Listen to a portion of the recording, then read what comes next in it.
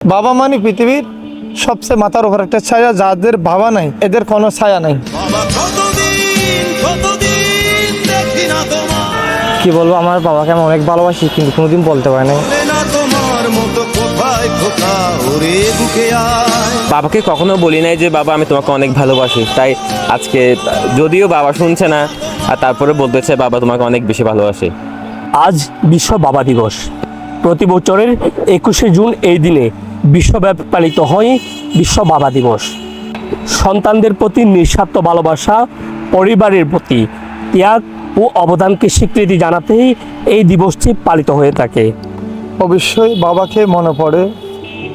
বাবা আমাদের এখনো বেঁচে আছে, আর যাদের বাবা নাই এরা জানে বাবা কী জিনিস।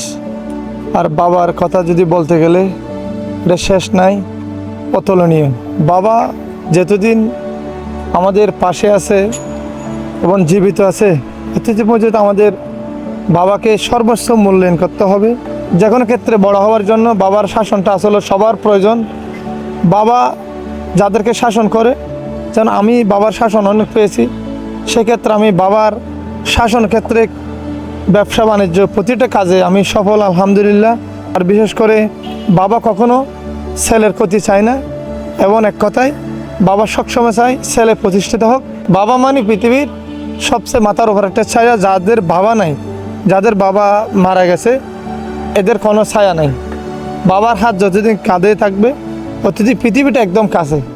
যখন বাবা চলে যায়, বাবা দিবস মানে তো যার বাবা নেই বাবাকে আরও বেশি মনে পড়ার দিন।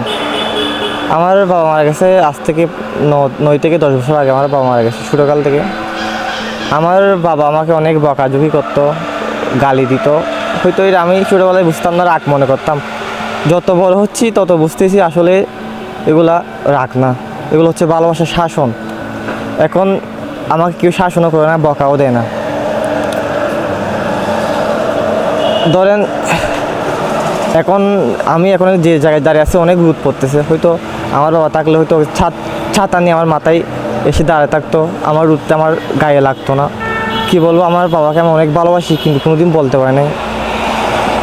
আমি একটাই কথা বলতে চাই, যাদের বাবা আছে তাদের বাবাদেরকে আপনারা ভালোবাসুন, সম্মান করুন, বাবাকে যত্ন নিন।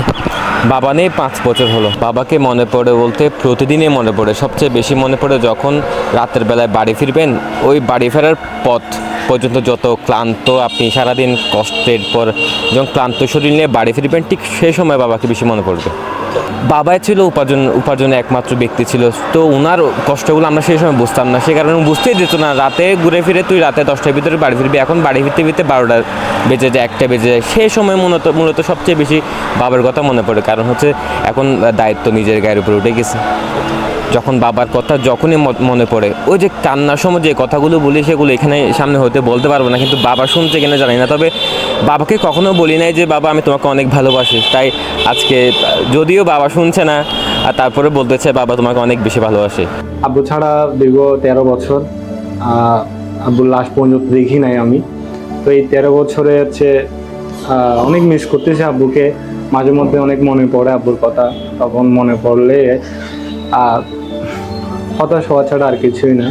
যে ইকোর স্কুল পুরাতন ব্রিজ, ওইটা ইতিহাস হয়ে থাকবে। এখান থেকে আব্বু আমাকে ঘোরাফেরা করাতো। তখন অনেক আদরের সন্তান আমি আব্বুর। আমরা 4 ভাইয়ের একজন, আমি সবার ছোট। আমাকে বেশি আদর যত্ন করতো। আমার আব্বু আমার আম্মুকে বলতো যে আমার যদি কিছু হয়ে যায় তো আমার ছেলে কি করবে, আমার সবার ছোট ছেলে। তখন সেই কথাটা আম্মু যখন বলে, আমার অনেক মনে হঠাৎ কান্না চলে আসে, আব্বুর কথা মনে পড়ে। তো আমি আব্বুকে অনেক মিস করি। লাভ ইউ আব্বু।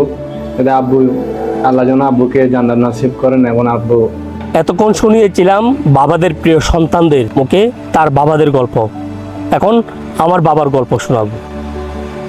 আমারও বাবা এখনো জীবিত আছে। বড় হয়েছি অনেকটাই, কিন্তু বাবার শাসন এখনো মানত হই।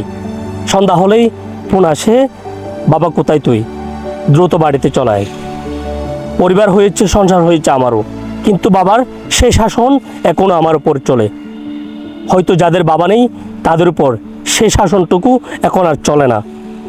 সন্ধ্যা হলে কল আসে না বাবার মোবাইল থেকে, আজ বিশ্ব বাবা দিবসে যেসব বাবারা মৃত্যুবরণ করেছেন সেসব বাবাদের প্রতি শ্রদ্ধা জানাচ্ছি এবং যেসব বাবারা এখনও জীবিত আছে তাদের সুস্বাস্থ্য কামনা করছি। রিয়াজউদ্দিন রিয়াদ, CCN, কক্সবাজার।